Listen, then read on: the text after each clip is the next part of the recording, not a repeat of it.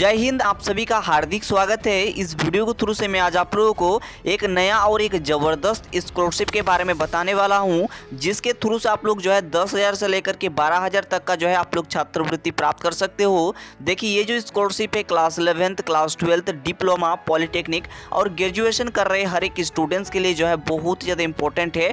तो आप लोग इस वीडियो को शुरू से लेकर के अंत तक देखिएगा। अगर हम लोग स्कॉलरशिप की बात करें तो स्कॉलरशिप का नाम है टाटा कैपिटल पंख स्कॉलरशिप। जी हाँ दोस्तों, इसका शुभारंभ हो चुका है, तो आप लोग को जरूर से जरूर आवेदन इसका कर लेना है। मैं आपको बताऊंगा भी कि किस प्रकार से आपको आवेदन करना है। कंप्लीट डिटेल्स आप लोगों को समझ में आ जाएगा। तो इस वीडियो के थ्रू से मैं आज आप लोगों को कंप्लीट डिटेल्स जानकारी देने वाला हूं। तो आप लोग इस वीडियो को ज्यादा से ज्यादा शेयर करिएगा, ताकि जिससे हर एक स्टूडेंट्स को थोड़ा सा फायदा हो सके। और इसमें किसी भी तरह का कोई एग्जाम नहीं है, डायरेक्ट आप लोग को यहाँ पर पैसा मिलेगा। डायरेक्ट आप लोग के अकाउंट में जो है पैसा जो है डीबीटी के थ्रू से पैसा आप लोग के अकाउंट में भेजे जाएंगे। लेकिन इसके लिए कंडीशन क्या है, पात्रता क्या है, योग्यता क्या है, सब कुछ समझना भी जरूरी है। ठीक है, तो यहाँ पर हम लोग सबसे पहले क्या समझेंगे, तो स्टूडेंट्स ध्यान दीजिएगा। सबसे पहले यहाँ पर हम लोग 11th एंड 12th के लिए एलिजिबिलिटी क्राइटेरिया को समझते हैं। उसके बाद मैं आपको बताऊंगा, अगर आप पॉलिटेक्निक कर रहे हैं, ग्रेजुएशन कर रहे हैं या फिर डिप्लोमा कर रहे हैं, तो आप लोगों का एलिजिबिलिटी क्या रहेगा वो भी मैं आपको आगे समझाऊंगा। ठीक है, तो यहाँ पर देखिए एलिजिबिलिटी क्राइटेरिया, अगर हम लोग 11th एंड 12th क्लास की बात करें तो यहाँ पर देखिए पहला पॉइंट पे क्या दिया गया है।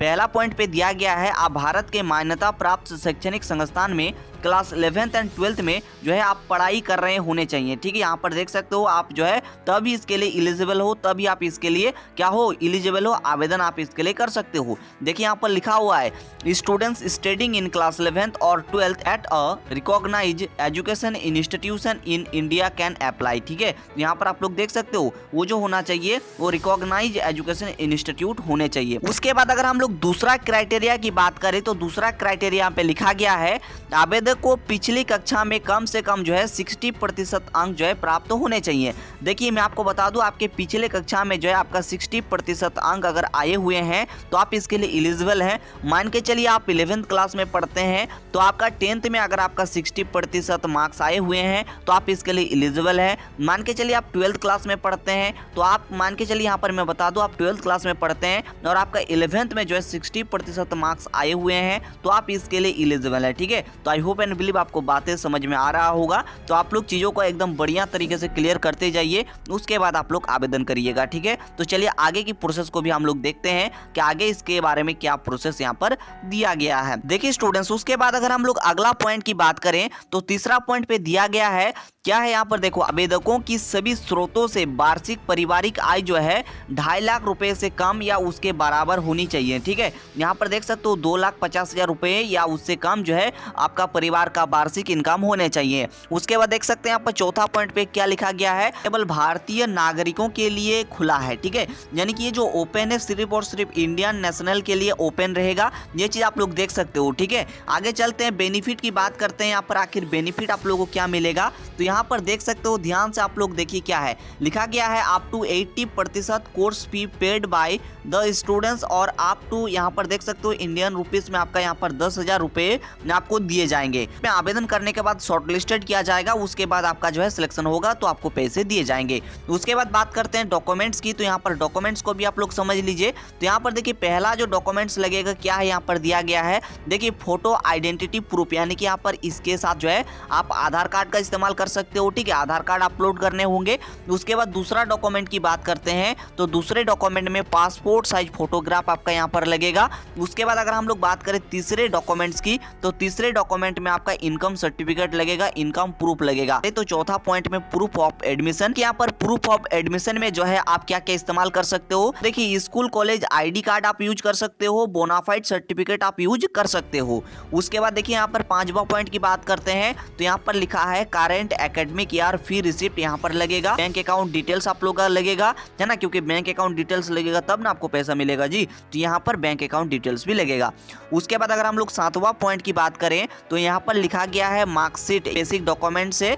उसके बाद यहाँ पर 8वां पॉइंट पे लिखा गया है, मान के चलिए आप डिसेबिलिटी हो तो उसका सर्टिफिकेट लगेगा, यानी कि दिव्यांग सर्टिफिकेट अगर आपके पास है तो आप दे सकते हो, एंड आपका कास्ट सर्टिफिकेट अगर बना हुआ है तो आप उसका भी इस्तेमाल कर सकते हो। ठीक है, उसके बाद आगे चलते हैं, आगे हम लोग देखते हैं। अब हम लोग यहाँ पर समझते हैं कि डिप्लोमा, पॉलिटेक्निक, उसके बाद जनरल ग्रेजुएशन के लिए क्या यहाँ पर एलिजिबिलिटी क्राइटेरिया है, उसको भी हम लोग समझ लेते हैं। तो यहाँ पर आप लोग देख सकते हो पहला पॉइंट पे क्या लिखा गया है, यहाँ पर लिखा गया है students who are currently enrolled in undergraduate degree programme such as BCom, BSc या फिर बीए, ठीक है, या फिर अगर आप डिप्लोमा पॉलिटेक्निक कोर्स कर रहे हैं तो भी आप जो है इसके लिए एलिजिबल हो। लेकिन क्या है यहाँ पर वो रिकॉग्नाइज जो है इंस्टीट्यूशन होने चाहिए, है ना। उसके बाद अगर हम लोग बात करें दूसरा पॉइंट की, तो दूसरा पॉइंट पर वही लिखा है पिछले कक्षा में आपका 60% अंक होने चाहिए। उसके बाद यहाँ पर देख सकते हो थर्ड पॉइंट पे क्या लिखा है, यहाँ पर देखिए 2.5 लाख से इनकम जो है आपका कम होना चाहिए परिवार का, है ना। उसके बाद यहाँ पर देखो एंड यहाँ पर अगला पॉइंट पे दिया गया है आप अगर इंडियन नेशनल है तो आप इसके लिए एलिजिबल हो, ठीक है।